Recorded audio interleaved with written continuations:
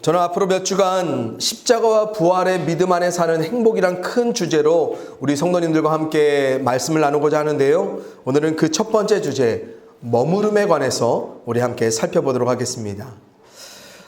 독일에서 활동하고 계신 한국인 철학자 한병철 교수님께서요.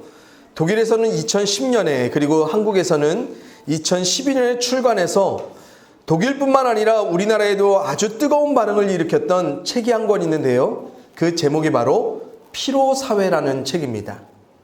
이 책의 제목 자체가 직관적으로 우리에게 던져주는 분명한 메시지 한 가지가 있는데 뭐겠습니까? 오늘날 현대사회는 어떤 사회예요? 피로한 사회다라는 것입니다. 그래서 이 사회는 기본적으로 사람을 무척이나 지치고 고단하게 만들어서 매우 피로하게, 피곤하게끔 만든다. 그렇게 몰아간다라는 것인데요. 특별히 이 책에서 제가 개인적으로 가장 좀 신선하게 깨닫고 발견하게 됐던 부분이 있다면 사회생활 속에서요. 우리가 직접적으로 겪는 어떤 피로함의 상당한 부분들이 외부가 아닌 바로 우리 자신, 그래서 자기 착취로 말미암는다, 이분이 지적하십니다. 한마디로 우리의 삶에 결과된 대부분의 피로함은 점점 경쟁이 치열해지고 눈코 뜰 새 없이 변화가 몰아치는 사회 시스템 때문에 발생하는 어떤 필연적인 피로함보다는 오히려 그 속에서 내가 내 자신을 훨씬 더 피로하게, 피곤하게 만드는 궁극적인 존재라는 것입니다. 그래서 이 교수님은요, 이런 자기 착취적인 경향은 특별히 자본주의 시스템이 점점 사회적으로 안정궤도에 오르면 오를수록 그 사회 속에 자기를 착취하는 사람의 행위는 점점 더 가속화되고 극대화된다라고 지적하시는데요. 성도님들, 착취하다라는 게 무슨 의미겠습니까? 사전적 의미로 본다면 착취하다는 단어는요, 크게 두 가지 의미를 갖고 있는데요. 첫째는 이렇습니다. 돌아가야 할 몫을 주지 않고 부당하게 가로채거나 빼앗기는 것을 의미합니다.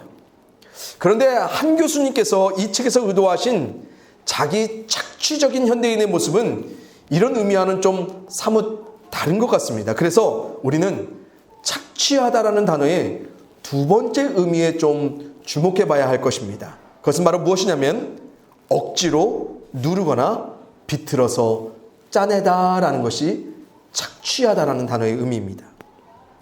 여러분, 제가 이 두 번째 의미를 보는데요, 갑자기 연상된 물건이 하나 있었어요. 그것은 바로 우리 일상에서도 자주 보이는 거의 다 쓴 치약입니다. 성도님들, 우리가 거의 다 쓴 치약 어떻게 쓰나요? 마지막까지 다 눌러 쓰려고 억지로 꾹꾹 눌러서 아니면 비틀어서 짜내어서 사용하죠. 혹시 현재 여러분들도 여러분 자신을 거의 다 쓴 치약처럼 계속해서 억지로 꾹꾹 눌러가면서 눌러도 안 나오면 사방으로 비틀어서 겨우겨우 짜내면서 살아가고 있는 것은 아닌지 모르겠습니다. 그러면서 이 교수님께서요, 오늘날 현대인들을 향해 이런 기가 막힌 표현을 한 가지 쓰시는데요. 현대인은 피해자인 동시에 가해자다라는 말씀하십니다. 저는 너무 수긍이 되는 것 같더라고요. 오늘날 많은 사람들이요, 생각보다 많이 이 사회 속에서 피해를 입기도 하지만 자기 자신에 대해서 더욱 가혹하게 가해를 해야 하는 경우가 참 많이 있습니다. 그래서 어쩌면 우리는 피해자로서가 아닌 더 많이 내 자신에게 가해자로 살아갈 때가 참 많습니다. 그래서 우리 스스로가 자신을 혹독하게 다그치면서 억지로 눌러 비틀어 짜낸 삶을 살아냈기 때문에 우리가 결과적으로 어떤 삶을 살아가는 거예요? 굉장히 피로한 삶이요, 피곤한 삶을 바로 내가 마주하게 만들었다는 것입니다. 그렇다면 한번 보지요. 이런 결과는 사회가 우리를 그렇게 만든 걸까요? 아니면 이런 사회의 풍조의 흐름에 동조한 내가 만들어낸 것일까요? 저는 굳이 더 결정적인 이유를 선택하라고 하면 후자의 이유를 들고 싶습니다. 물론 필요한 이 사회가 우리 가운데 요구하는 것들이 너무 많아서 우리가 필요하게 살아가는 것 한몫합니다. 하지만 이런 시스템이 요구하는 것보다 더 높은 성과를 이루고 싶은 우리의 지나친 욕망들이 때로는, 아니 더 자주 사회가 요구하는 것보다 훨씬 더 과잉하게 행동하며 나를 반응하게 해서 우리 스스로가 더 착취하며 피로와 피곤에 찌든 우리 자신을 양산해내고 있는 것이 아닐까 생각해 보는데요. 바로 이러한 현실을 지금 필연적으로 마주하며 살아가는 우리들에게 더욱 필요한 것, 아니 절대적으로 필요한 것이 무엇일까? 저는 그것이 바로 주님의 십자가와 부활에 관한 믿음이라고 말하고 싶습니다. 왜 그렇습니까? 십자가는 우리를 억지로 눌러 비틀어서 새롭게 되라 말하지 않거든요. 대신 십자가는 우리의 능력이 아닌 오직 주님의 능력을 힘입어서 하나님의 은혜 받을 나를 새롭게 만들어 가시거든요. 부활은 우리의 능력으로 다시 일어나라, 나를 쥐어 짜내면서 몰아치면서 그래 네가 한번 일어날 수 있나 증명해라 라고 말하는 것이 아니라, 대신 부활의 소망은 주님을 죽음에서도 다시 일으켜 살게 하신 하나님의 그 사랑과 그 능력이 누구 안에, 우리 안에 영원토록 함께 할 것이라 거듭 확증해 주기 때문에 그렇습니다. 그래서 이런 은혜의 삶, 이런 축복된 삶을 믿음으로 전파하며 살아가는 우리를 부활하신 주님께서는 오늘 본문에서 누구라고 말씀하세요? 증인이라 말씀하시며 이렇게 또렷하게 우리에게 한 가지를 명령하시는데요. 우리 본문 48절, 49절의 말씀을 다시 한번 같이 읽습니다. 시작. 너희는 이 모든 일의 증인이라. 볼지어다 내가 내 아버지께서 약속하신 것을 너희에게 보내리니 너희는 위로부터 능력으로 입혀질 때까지 이 성에 머물라 하시니라. 아멘. 십자가의 죽음으로 우리의 모든 죄를 대속하여 성취하신 그 주님께서, 또한 전능하신 아버지 하나님의 능력으로 죽음에서 살아 부활하신 주님께서 이 증거를 증인으로 삼고 살아가야 될 제자들에게 첫 번째로 명령하셨던 것 무엇입니까? 그것은 바로 하늘의 능력 입혀질 때까지 머물라라는 것입니다. 제자들이 주님의 명령에 따라 머물러야 할 이유는 너무 명확했습니다. 위로부터 너희에게 입혀질 그 능력을 기다리라는 것이죠. 그리고 주님 말씀하십니다. 그것은 하나님 아버지께서 약속하신 것이다. 그건 뭐예요? 이거는 100% 이루어질 거라는 것입니다. 우리는 이 약속된 능력이 무엇인지 너무나 잘 알고 있지요. 그것은 바로 우리에게 능력으로 역사하실 성령 하나님입니다. 그렇다면 주님의 십자가와 부활을 믿고 전파하며 증인으로 살아가야 할 제자들에게 지금 주님께서 요청하신 한 가지 삶의 방식 무엇입니까? 그것은 바로 하나님의 능력으로 살아가라는 것입니다. 애초에 주님의 십자가가 능력이 되어 우리로 하나님과 화평하는 은혜를 힘입게 했듯이, 주님의 부활이 하나님의 능력으로 다시 사는 영원한 소망을 우리에게 확증해 주셨듯이, 십자가와 부활의 증인으로 오늘을 사는 우리에게 요구되는 삶은 동일한 맥락입니다. 뭐예요? 처음부터 끝까지 하나님의 능력 힘입고 살아가라는 것입니다. 그리고 이 능력의 삶은 약속된 것이기에 전능하신 아버지 하나님이 반드시 이루실 것이기 때문에 뭐하라고요? 그 능력 입혀질 때까지 머물러 기다리라라고 주님께서는 명령하십니다. 제가 지난 몇 주간 이제 설교를 준비하면서요, 참 흥미로운 사실 한 가지를 좀 발견했는데요. 제가 이제 구글로 서치를 했는데 머무름, 기다림, 이런 두 단어를 제가 혼합해서 검색을 했어요. 그런데 놀랍게도 머무름과 기다림에 관해서 가장 많이 이야기하는 종교가 어디인 줄 아십니까? 여러분 어디일 것 같아요? 우리 기독교요? 어디일 것 같아요? 바로 불교입니다. 머무름과 기다림에 관해서 여러분들이 구글로 한번 검색을 해보시면 기독교적인 자료가 저는 가장 많이 나올 줄 알았거든요. 서적도 사설도 강연도 가장 많은 빈도를 차지하는 것이 바로 그걸 줄 알았는데 오히려 어디냐면 바로 불교계에 있었습니다. 사실 머무름과 기다림은 우리 기독신앙의 중심이자 핵심이거든요. 그런데 이상하게도 오늘날 우리가 살아가는 삶 속에서 이 신앙으로 하나님 앞에 머물러 가는 것, 하나님을 기다려가는 것 사실 별로 이야기되지 않습니다. 이런 귀중한 신앙의 유산을, 이 핵심을 우리는 오히려 다른 종교에 빼앗겨 버렸어요. 그래서 놀랍게도요, 오늘날 사람들이 잠시 일상을 멈추고 삶을 재정비하고 새롭게 하기 위한 준비를 위해서 여러분 어디를 찾아갑니까? 어디예요? 템플 스테이 가죠. 처치 스테이 없습니다. 사랑하는 성도님들, 우리가 하나님의 말씀이든지 기도든지 예배든지 우리가 일상의 삶을 진행하기 앞서서 혹은 일상의 삶을 진행하는 가운데 왜 하나님 앞에 머무르며 살아가는 겁니까? 바로 말씀으로 약속하신 그 삶을 전능한 능력으로 이루실 그 하나님께로 향한 소망을 우리의 심령 가득히 채우실 것을 우리가 믿기 때문입니다. 하나님이 뜻하신 그 일이 우리의 삶의 능력으로 이루어질 것을 우리는 믿고 소원하기 때문에 하나님 앞에 기도합니다. 그래서 결국 하나님이 우리의 삶의 궁극적인 능력이 되어줄 것을 믿는 믿음으로 살아가기 때문에 우리는 하나님 앞에 머물러 갈 수밖에 없는 것입니다. 성도님들, 이게 기복주의자 같습니까? 아닙니다. 이건 철저한 신앙주의자의 모습입니다. 왜 그렇습니까? 진정한 신앙인은요, 그들의 삶은요, 내가 중심이 아닌 하나님 중심으로 살아가거든요. 내 능력이 아닌 하나님의 능력으로 살아가는 것이 바로 신앙인의 삶입니다. 그래서 하나님 앞에 머물러 갈 수밖에 없는 거예요. 그리고 하나님이 우리로 증인 삼아 증거로 세상에 남기기 원하셨던 것이 바로 그 삶입니다. 하나님이 살게 하신다. 하나님이 다시 살게 하신다. 끝까지 하나님이 살아가게 하신다라는 거죠. 그리고 그 가장 뚜렷한 증거를 우리의 삶 가운데 남기셨는데 뭡니까? 바로 주님의 십자가와 부활입니다.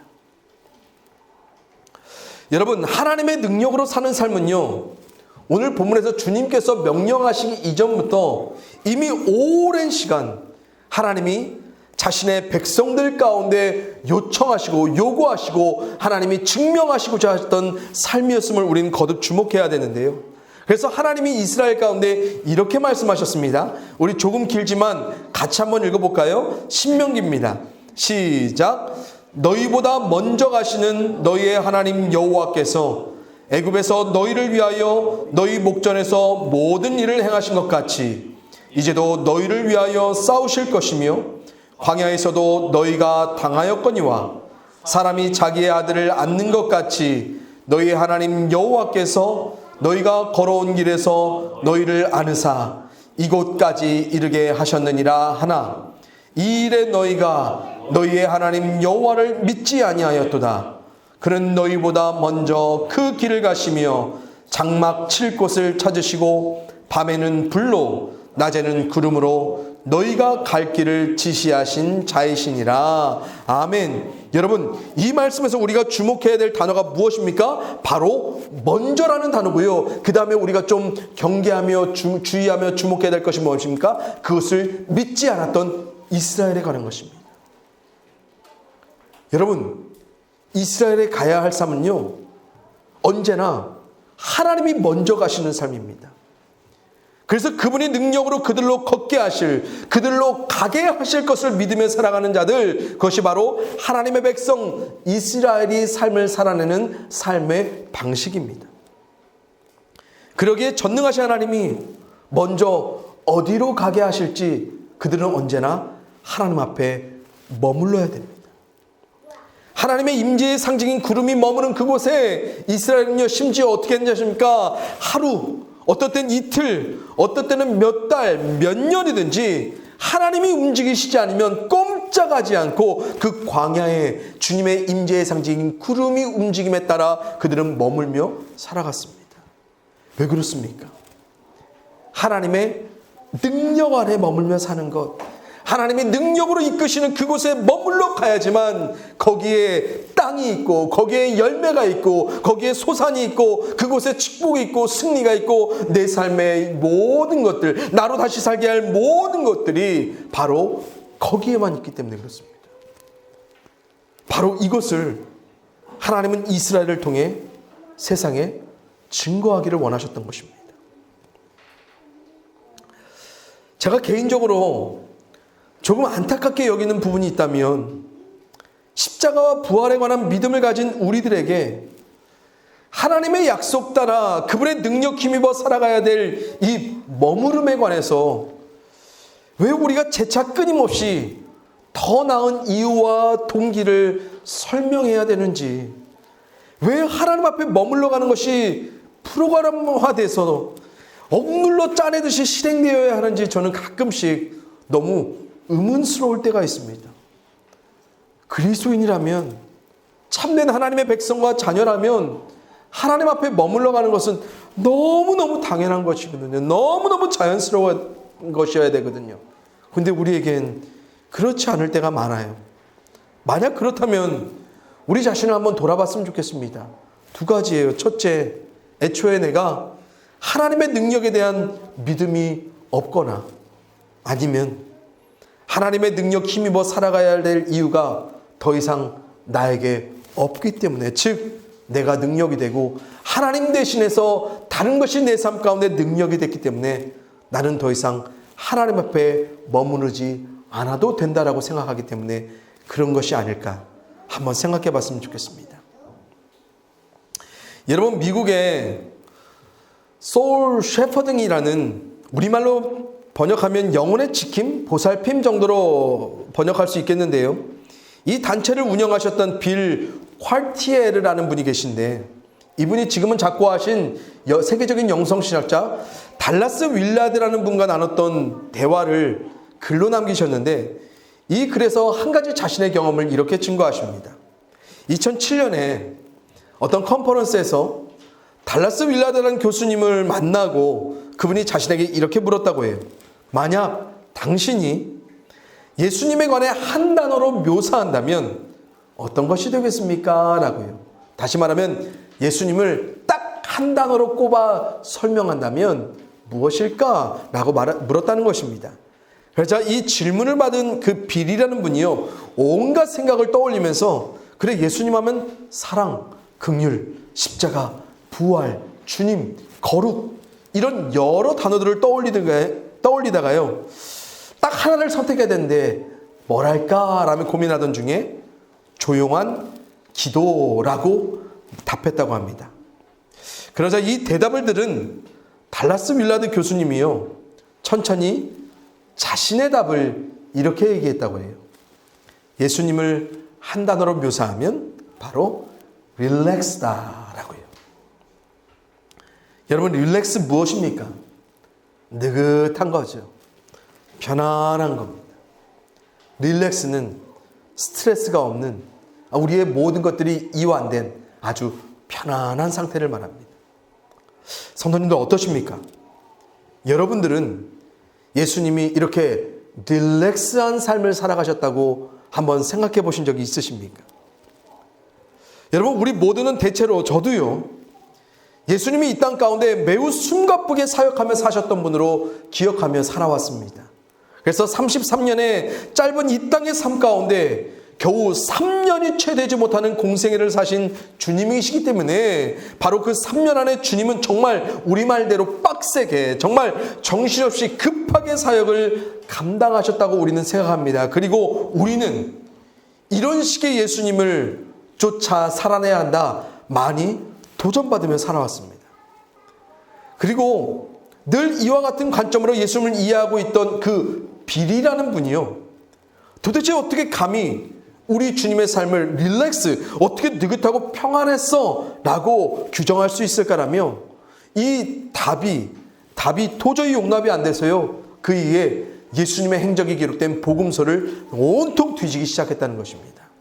그런데 놀랍게도 성경이 증거한 우리 주님의 모습은 결코 서두르거나 조급하지 않으셨다는 것입니다. 그리고 오히려 상당히 많은 시간을 머무름에 허비하셨고 때로는 답답할 정도로 느리게 천천히 가셨던 분이 바로 우리 주님이라고 이분이 고백합니다. 사랑하는 성도님들, 우리 주님께서요, 공생의 3년간에 이루셨던 일들의 모든 기준 어디에 있었는지 아십니까? 바로 다 하나님 아버지께서 약속하신 그 말씀의 흐름에 기초하고 있었어요. 그래서 예수님은요, 하나님이 성취하시기 원하셨던 그 약속 따라서 항상 때를 기다리며 머물러 나아가셨습니다. 예수님 먼저 가시지 않았어요. 예수님도 하나님이시지만 늘 아버지 하나님이 약속하신 그 때를 쫓아가기 위해서 습관을 쫓아 하나님 앞에 머무르며 기도하며 삶을 진행하셨다고 성경은 증거합니다. 겨우 3년밖에 사용 못하니까 에란 모르겠다, 내 신적인 능력을 발휘해서 초월적인 역사로 빨리 닥치는 대로 사역하셨던 분 예수님 아니셨습니다.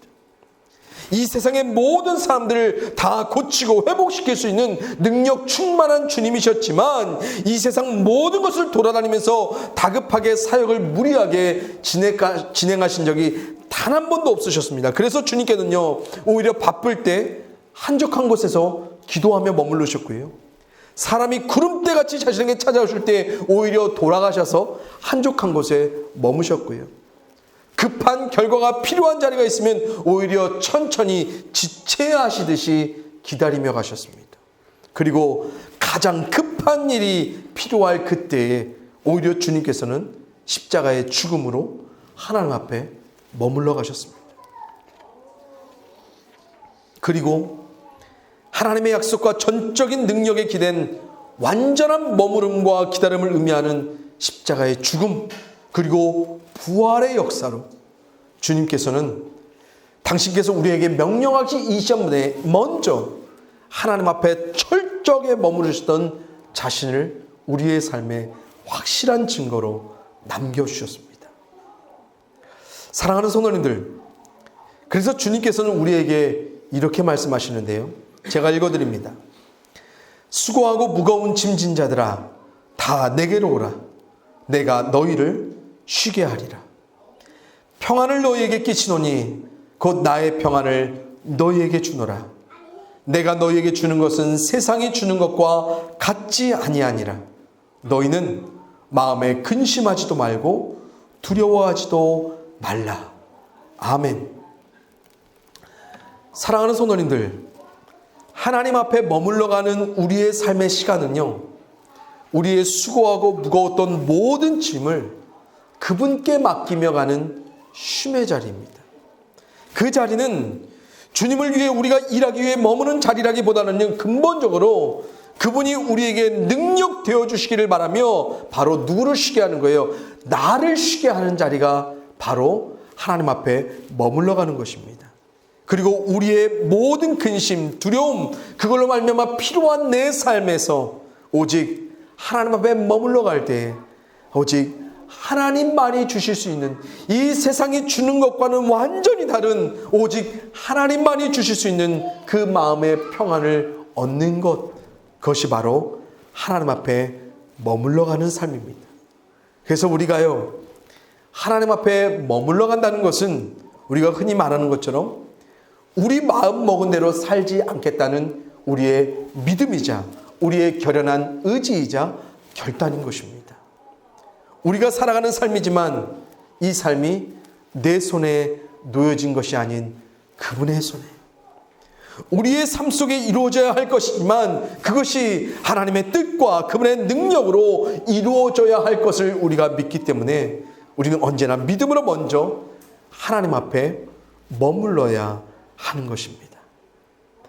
혹시 여전히 삶에 대한 근심과 두려움에 휩싸인 피로함이 가득하고 자기 착취적인 피곤함이 우리의 삶에 계속해서 겹쳐지는 이유가 혹시라도 하나님께 우리가 아무것도 맡길 수 없어서 그분이 내 삶을 다시 살게 할 그 능력을 내가 믿지 않아서, 그래서 하나님 앞에 머물지 않기 때문에 내 마음에 쉼이, 내 마음에 평안이 없기 때문에 내가 그렇게 살아가는 것은 아닐까. 우리가 다시 한번 우리 자신을 곰곰이 성찰해 봤으면 좋겠습니다. 여러분, 십자가의 전적인 은혜 그리고 부활의 영원한 소망으로 사는 우리들에게 사도 베드로는 그래서 이렇게 증거합니다. 우리 함께 읽어볼까요? 같이 읽습니다. 베드로전서입니다. 시작. 너희 염려를 다 주께 맡기라. 이는 그가 너희를 돌보심이라. 아멘.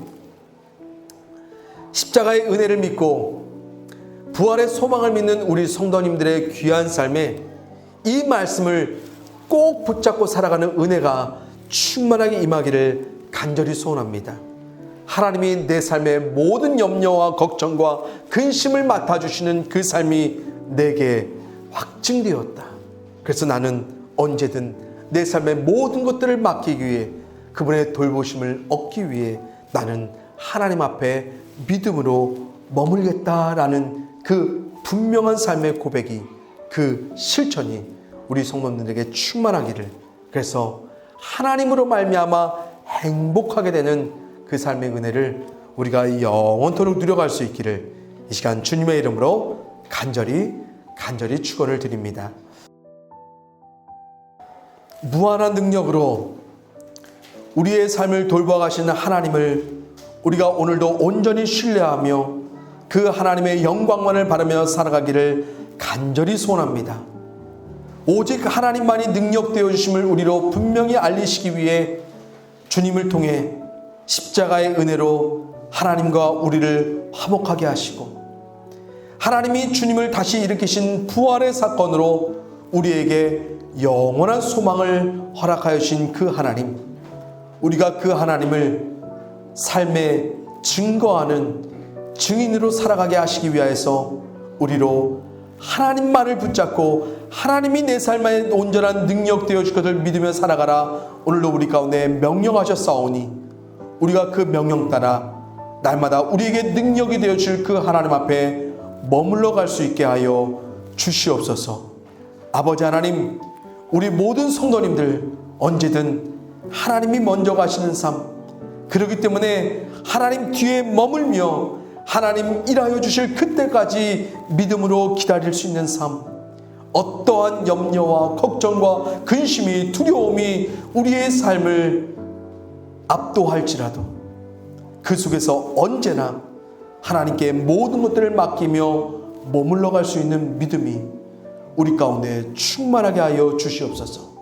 그래서 우리가 하나님의 영광스러운 증거를 하나님의 돌보심으로, 하나님의 능력을 힘입는 그 삶으로 우리가 마주할 것을 꼭 믿으며 살아갈 수 있도록 그 충만한 행복을 우리 모든 성도님들의 삶에 새롭게 하여 주시옵소서. 주께서 이루어주실 그 은혜를 우리 모두가 믿음으로 바라보기를 원하오니 주께서 채워주실 것을 믿습니다. 그 능력의 역사가 오늘도 우리 가운데 함께할 것을 믿사오며 능력의 이름 대신 예수 그리스도의 이름으로 감사하며 축복하며 기도합니다. 아멘.